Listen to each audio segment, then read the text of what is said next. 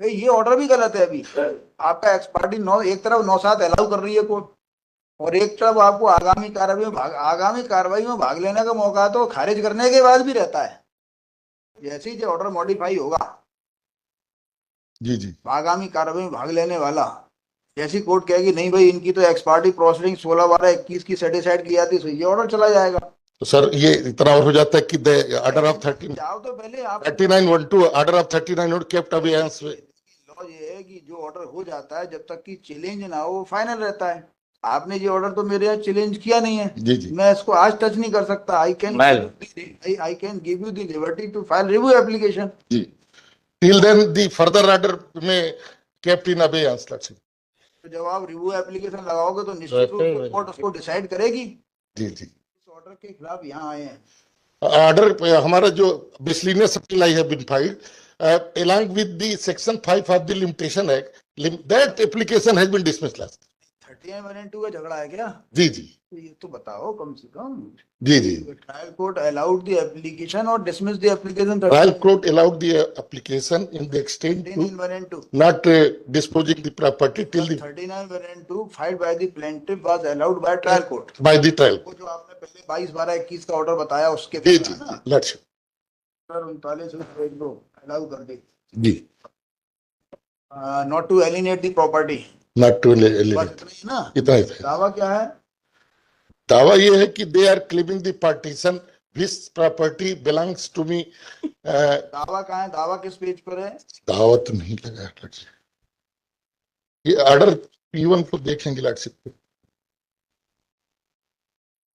दरअसल ये technical ground मेरा धारा 5 खारिज कर दिया लॉर्डशिप, जिससे कितने डिले का, कितना दिन का डिले था? डिले था लॉर्डशिप 4-5 महीने का था इसमें। उस समय तो डिले था ही नहीं। जी। What happened in this case, man? Lordship ये The learned trial court has issued the notice to the defendant. आपने अपील कब पेश की थी? अपील हमने पेश की सर 5/7/22 नहीं 5/7/17/23 को लॉर्डशिप। 17/1/23 को अपील पेश की थी। जी जी। 22/12/21 का ऑर्डर था। P2 है सर। P2 नहीं, पहले बताओ। 22/12/21 का ऑर्डर था, अपील आपने 17/1/23 को पेश की थी। 17/23 को की, चूंकि 25/2/22 को लॉर्डशिप हमारा एक्स पार्टी सेटिस्फाइड हुआ है। अब फर्दर प्रोसीडिंग के लिए कोर्ट परमिटेड टू मी कि I can participate the further proceeding.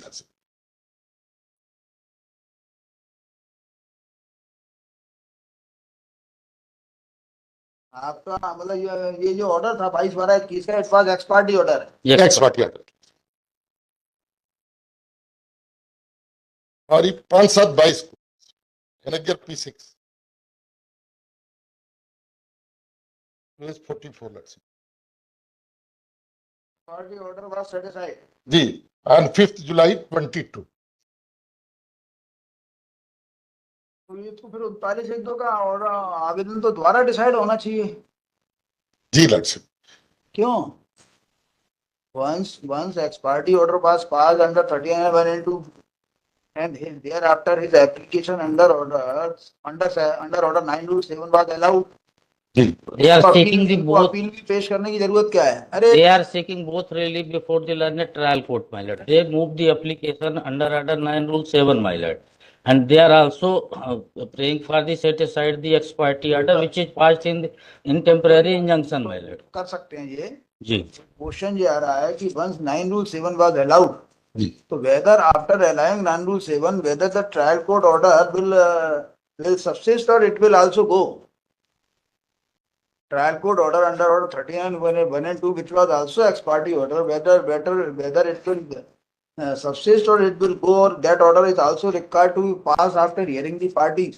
ये मन में प्रश्न अभी जी। आया। But they are duly served by the सवाल सर्विस का है भाई। वैसे केस क्या है? केस बताओ, लाओ देखें, मेरिट पे ही कर रहे हैं। पेज नंबर 44 को लॉर्डशिप देख लीजिए। When the my expert दावा कहाँ हो गया? एक्स पार्टी दावा कहाँ? चलो मेरिट पे बताओ। वैसे आपका केस ठीक है, लेकिन मेरिट पे देख रहे हैं आप जी। यदि आपके केस में कोई दम होगी, दम है लॉर्डशिप। हमारा दम बताओ ना। एनेक्जर P3 देख लिया जाए लॉर्डशिप। दैट आप इनका दावा बताओ। दावा दावा रिकॉर्ड में नहीं है। दावा रिकॉर्ड पर नहीं है। दावा तो बताइए, क्या किसने किसके खिलाफ क्या दावा लगाया है? दावा जो 39(1)(2 का ऑर्डर कहाँ है? 39(1)(2 का ऑर्डर पेज इसमें है लॉर्डशिप, पेज 19 में, 19। पेज 19 में। After that, my ex party has been set aside, saying that you can participate in further proceeding. So, retrospective order was नहीं, दावा क्या है? दावा हमारे अगेंस्ट प्लेंटिफ ने पेश किया था पार्टीशन के लिए कि डिक्लेरेशन ऑफ प्लेंटिफ कौन है? Defendant. We are the plaintiff. यहाँ पे है दावे की कॉपी जी। उससे बताइए, दावा जो है किसने किया है, उसने किस राइट्स के तहत दावा किया है? My pleading is that my lord, the entire disputed property is the ancestral property of the family. कौन है? Yes. कौन था? कॉमन एंसेस्टर कौन है? इसमें जो मूल पुरुष है माय लॉर्ड, वो है शोभनाथ। इनके 2 लड़के थे, शोभनाथ माय लॉर्ड। हैं? शोभनाथ शोभ। जी। स्पेलिंग बोलो अंग्रेजी में। SHOBHNATH। शोभ। जी। शोभा वाला शोभ। जी जी SHOBH। शोभनाथ। जी। शोभनाथ की ये प्रॉपर्टी थी, फिर क्या जी। हुआ? इनके 2 पुत्र हैं, राम भाऊ और तीरथ प्रसाद। राम भाऊ जी। और तीरथ प्रसाद। हाँ हाँ। उसके बाद से इनकी एक्सपायर हो गए। ये 1955 में राम भाऊ की जो मृत्यु हुई वादी है। लोग हैं, वादी लोग आर क्लेमिंग थ्रू तीरथ प्रसाद। जी। और प्रतिवादी लोग कौन है?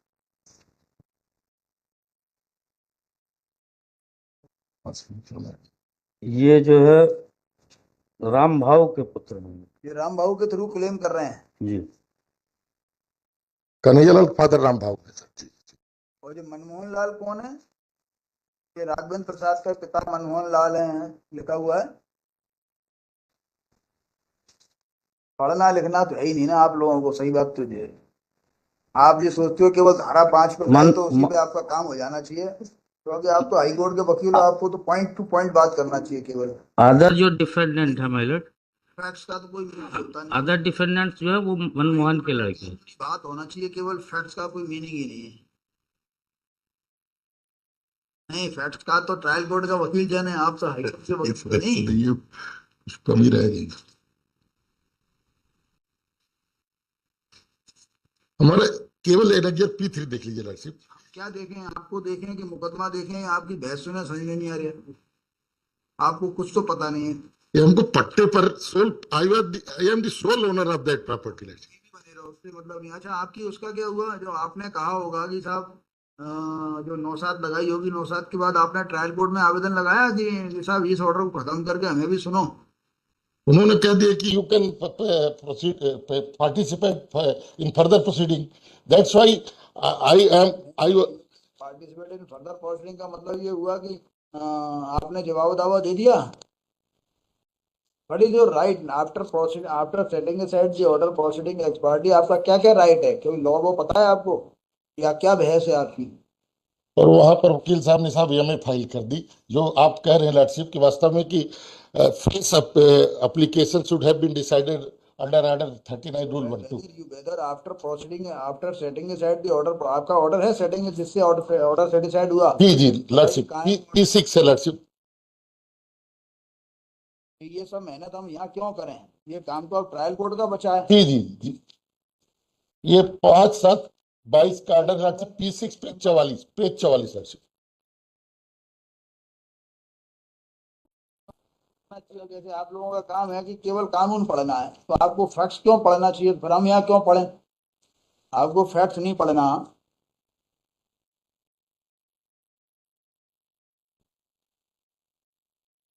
ये अपने आप में जो ऑर्डर गलत है। जी लॉर्डशिप। आगामी कार्रवाई में भाग लेने का राइट तो 9/7 खारिज हो जाएगी तो भी है आपका। जी जी 9/7 की जरूरत ही नहीं थी लॉर्डशिप जी। जी जी ये 9/7 स्वीकार कर रहा है जज, जी। तो उसको उस दिन से आपको पार्टिसिपेट करने का मौका देना चाहिए जिस दिन आपको। I have declared the ex party. X party कब हुए थे आप ये बता दो? 39(1)(2 के डिसाइड होने के पहले हुए थे कि बाद में हुए थे? वो भी नहीं पता होगा आपको, है सर, वैसे में ऑर्डर शीट लगेगा। क्योंकि आपके मन में प्रश्न पैदा नहीं होते ना। नहीं, जब आपके मन में प्रश्न पैदा होंगे ना तब जो है मुकदमा आगे चलेगा।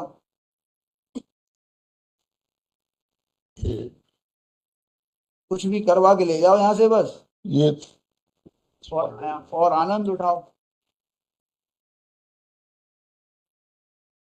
9/7 खारिज हो जाती 25/2/22 को बोला थी 25 क्या क्या ऑर्डर 25 एक्स पार्टी। नहीं, 21 का तो ऑर्डर है एक्सपायर, वो पहले टेम्परेरी नहीं हो आपको एक्सपार्टी कब किया गया था?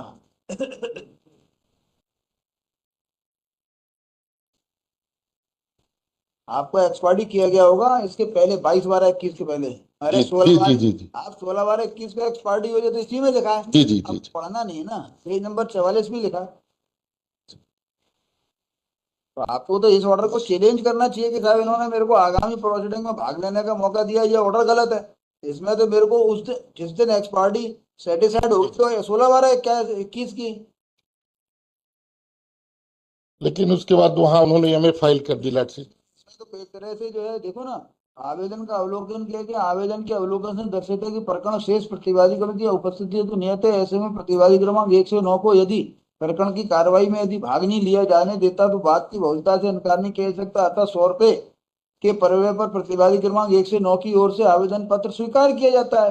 ये 16/12/21 को आवेदन स्वीकार किया तो आगामी कार्रवाई में भाग लेने की अनुमति वाला जो ऑर्डर है वो गलत है। जी जी उसको ये करना चाहिए था कि स्वीकार किया जाता है और इनके खिलाफ एक पक्षी आदेश दिनांक 16/12/21 21 से 16/12/21 से जी। Go and file review. जैसी जैसी निरस्त हो जाएगा तो ये ऑर्डर चला जाएगा। ये तो जो है फालतू का काम हो रहा है। तो ये सर दोनों ऑर्डर आपको जो करना है करो, रिव्यू लगाओ इसका। भाई ये ऑर्डर भी गलत है। अभी आपका एक्सपार्टी 9 एक तरफ 9/7 अलाउ कर रही है कोर्ट, और एक तरफ आपको आगामी कार्रवाई में भाग लेने का मौका तो खारिज करने के बाद भी रहता है। समझ में नहीं आता। ये दोनों ऑर्डर 3 साल 4 साल से यहाँ डले हुए आप, आपको जाना चाहिए वहां। बेकार है। देखो 9/7 में क्या लिखा है। जो लॉर्डशिप ने कहा वही है कि जो from the date of the ex parte, तो आपका जब ये ऑर्डर अधूरा था तो इसको इसको आपको क्लेरिफाई करवाना क्योंकि उस समय चले नहीं, उसके बाद कॉन्सिक्वेंशियल ऑर्डर हो गया। लगा दो भाई, जब 9/7 अलाउ किया है तो 9/7 अलाउ होने के बाद कोर्ट क्या करेगी। देखिए 9/7 में क्या लिखा है। वेयर द कोर्ट हैज एडन the hearing of the suit ex parte and the defendant at or before such hearing appears and assigns good cause for his previous non appearance, he may upon such terms as the court directs as to cost or otherwise be heard in answer to the suit as if he had appeared on the day fixed for his appearance। जी जी तो जिस दिन ये हुआ 16/12/21 का order satisfied court को करना चाहिए था और कोर्ट ने एक तरह से 9/7 स्वीकार करके वो कर दिया। जी जी। फिर आपको अब जाओ जो करना है करो। लॉर्डशिप ये निवेदन ये था कि consequential order which has been passed after the ex parte, तो दे शुड हैव नॉट। अब जाओ, हम इसको हमें बोल देते हैं कि you file review application of this order and that shall be treated with in limitation. and these order will have भाई जैसे ही ये ऑर्डर मॉडिफाई होगा जी जी आगामी कार्रवाई में भाग लेने वाला, ऐसी कोर्ट कहेगी नहीं भाई इनकी तो एक्सपार्टी प्रोसीडिंग 16/12/21 की सेटिस्फाइड की जाती है, ये ऑर्डर चला जाएगा। तो सर ये इतना और हो जाता है कि द ऑर्डर ऑफ 30 जाओ तो पहले आप 3912 ऑर्डर ऑफ 39 और केप्ट अबेयंस। लॉ ये है कि जो ऑर्डर हो जाता है जब तक कि चैलेंज ना हो वो फाइनल रहता है। आपने ये ऑर्डर तो मेरे यहाँ चैलेंज किया नहीं है, जी जी मैं इसको आज टच नहीं कर सकता। I can give you the liberty to file review application. जी। Till then the further order में केप्ट इन अबेयंस। तो जब आप रिव्यू एप्लीकेशन लगाओगे तो निश्चित रूप से कोर्ट उसको डिसाइड करेगी। जी जी। They will not come in the way lordship. कौन सा ये जो 3912 का है। मेरा तो ऐसा मानना है कि 3912 का ऑर्डर आपका वैसे ही चला जाता है। जी जी जी। ऐसा मेरा प्राइमा फेसी ऐसा मानना है। Because it has been passed in the period of my ex parte lordship. करना नहीं है ना प्रॉब्लम ये आपने यदि वो हाँ लॉर्डशिप ऑर्डर को चैलेंज ट्रायल कोर्ट में लॉर्डशिप जितना चलो हम बस बोलो क्या लिखूं। बस यही लॉर्डशिप जो लिबर्टी दे दी जाए। और ये जो ये ऑर्डर की डेट क्या है इसमें दिख नहीं रही है पूरी। किसका लॉर्डशिप 5/7/22 है लॉर्डशिप। नहीं ये जो ऑर्डर है जिससे आपका 9/7 अलाउ हुआ था, 5/7/22 5 नहीं कुछ और दिख रहा है। 5/7/22 ही जनाब से। आप कुछ का कुछ लिखा ले जाओगे फिर वहां पे जाके समस्या आनी है आपको। 5/7/22 ही लिख दें। जी जी जी। देखिए, after arguing at length gadget counsel for the petitioner raise for withdrawal of this miscellaneous petition with liberty to file review application before trial court for reviewing the order dated 5/7/2022। Annex P6 जी। क्या फर्क पड़ेगा annex P6 से? 5/7/22 there by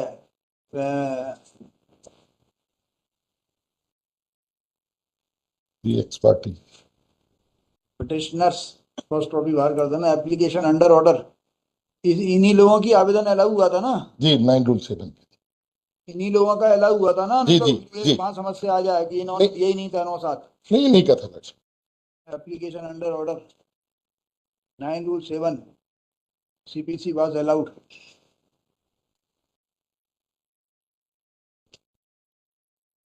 without setting aside the order dated 16/12/21। Prayer being reasonable is accepted and this miscellaneous petition is permitted to be withdrawn and is thereby disposed of।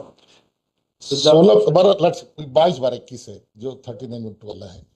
नहीं 16/12/21 जिस अच्छा जी से ex parte parte जी जी जी जी। accepted and prayer being accepted and disposed of with the aforesaid liberty। लिखिए इस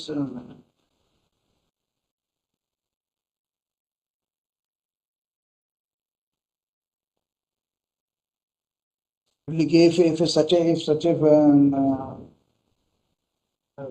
an application for review of order dated so and so is filed by the petitioners, the same shall be treated to be within limitation।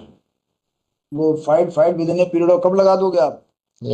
Within 15 days लक्ष्य। 15 days, the same shall be treated within limitation and shall be decided on its own merits। अच्छे से बहस करिएगा, वहाँ बताइएगा कि इस order में क्या गलती है, अदरवाइज वो ऐसा की ऐसा लिख के भेज देंगे। चार से कानून ढूंढिए, क्या मीनिंग होता है इसका। पेंडिंग एप्लीकेशन यदि वो आप मॉडिफाई कराने में सफल हो जाते हो तो आपकी ये सब चीजें अपने आप खुल जाएंगी। फिर शरण में आऊंगा लक्ष्य। शरण में आने की जरूरत नहीं पड़ेगी यदि आप जो है किताबों की शरण में जी चले जी जाओगे। जी। किताबों की शरण से थोड़ा दूर लोकल में थोड़ा समझते तो है लक्ष्य तहसील वसील में शरण से थोड़ा दूर हो जाते हो, इसलिए प्रॉब्लम है बस। चलो। Okay.